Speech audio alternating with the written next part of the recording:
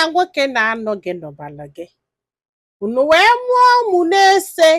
iwe dị ime nke isii o wee mela ọsọ solu nwaanyị ọzọ gbafere for 20 good years. Ọlọka ịzụsi ala ụmụaka wee chighelete dị ọkpara ya wee sị na ọ ma mbata n'ụlọ kama ọ ga-abata be nne ya like nya ọkwa be nne ya ka ọ bụ otu ma ọ ga-abata fanwa akwapụ. This guy na-achụ ụlọ n'ike n'ike mami ya ịma na ka m si emebi weta m story m ga-esi enye njụọ gị ajụjụ njụsa gị ajụjụ ị na-asa before mee your story. Mami ya sị m na ọ na-achụ ụlọ n'ike n'ike nke adasịsị chọtara ya ga-akwụ ụgwọ nne afa chọrọ fe ebidogokwa ụlọ na n'afọ mami ya golo yọta na mana ifefe chọzie kịta bụ ebe fa ga-anọ ma ọ bụrụ na papa ha kontinu bịa na-ayọfa biko ka fa pụọ ọrịa na ụlọ afọ bikos na ndị mmadụ ebidogo kwube ịma nchụrụ nwoke na ngwulie ka ọ bụ at least kwụrụ ụgwọ ụlọ osikwa nke a ọ pụọ nke a. Is that enough reason? Ọ bụ enough reason? Ọ bụrụ na ihe a bụla reason nwaanyị afọ bido nyebe reason nke anyị ga-anakwa taa anyị ga-akọgide akụkọ anyị ama nna oh yes ka isi hapụ nwaanyị na ụmụ isii na agwala gị na nwaanyị a ga-anwụ agwala gị agwa na this woman ga-anwụ na ọ ya jienu na ọ man survive na ya iwe gbafelu ka onye zụọ ụmụ na-ese maka na uche bụ na nwaanyị a ga-anwụ wit nke o bụ n'afọ ka onye zụọ ụmụ na-ese ka na-ajụ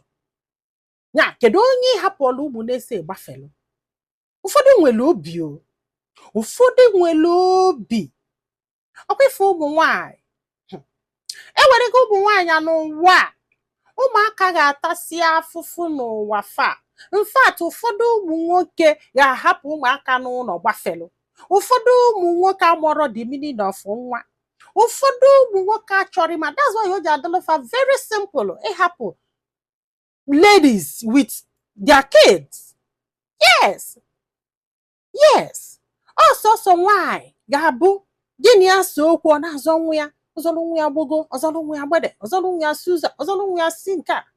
nwoke a jụrụ gị that thing mgbe fa ji agba na fa mụtara nwa bụ from 15-12 years 12-15-20 years gbafụ ka o ji agba na ọ mụtara nwa kwefu mgbe a na-ata afụfụ nwa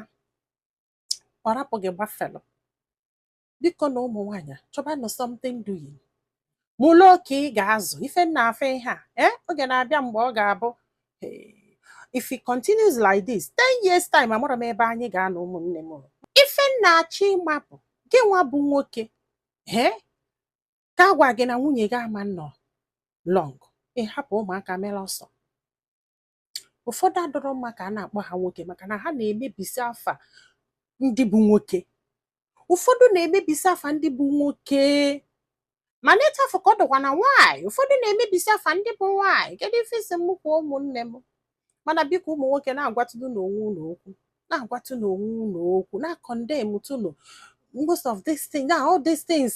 ụfọdụ n'ime unu na-eme because ọ na-abụ nwaanyị mee ife na this my page I'm telling you ụmụ nwaanyị apụta na-adụ ya onye ọbụla na-adụ ụmụ nwaanyị soro ụmụ nwoke na-adụ ya mana ekwuru ife nwoke mere ị nwere ike fụsa ọsọ nwoke ịtọ ma nwoke na-abụ na comment section ndị ọzọ niile emela ọsọ